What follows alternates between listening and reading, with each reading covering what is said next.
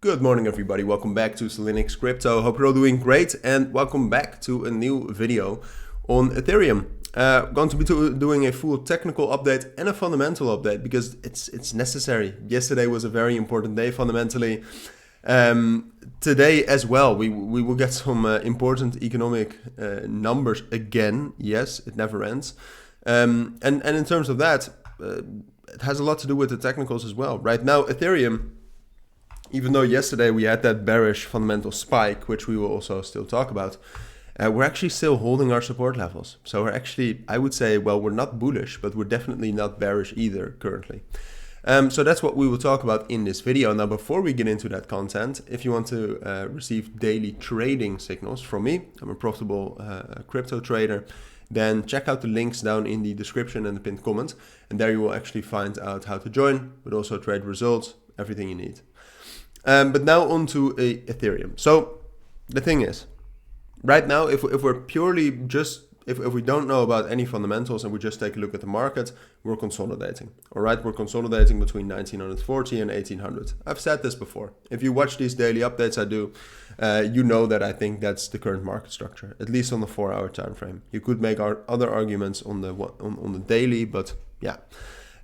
So yesterday, the inflation rate was lower than expected. That was bullish. So we started to try to break above 1860 and 1875. I think we could do that. But then we got some sort of a weird fundamental move. I mean, you can see it on the 1-hour time frame for Bitcoin, I think 1 billion or close to $1 billion was sold. For Ethereum, I'm not sure, but we dropped down from 1875. We were trying to break above that all the way down to 1790. So a big spike down, big sell-off. There was a lot of news that it was the US government selling Silk Road Bitcoin. That has been debunked, I believe.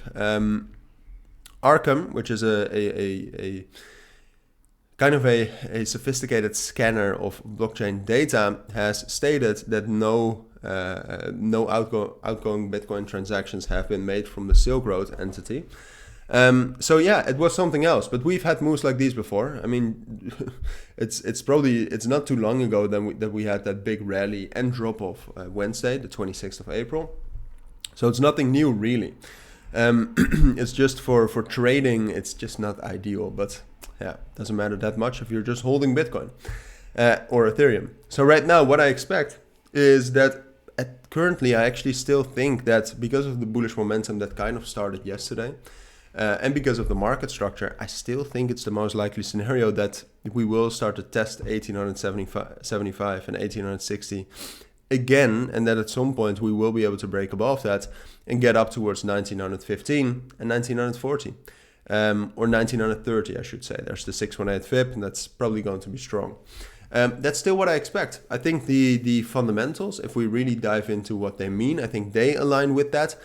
And I think the technicals do as well. Now, apart from that, there is something today, and that's the initial jobless claims and the PPI, where if that is actually lower than expected, then or if that's higher, or if that's lower than expected, that would be bearish for Bitcoin.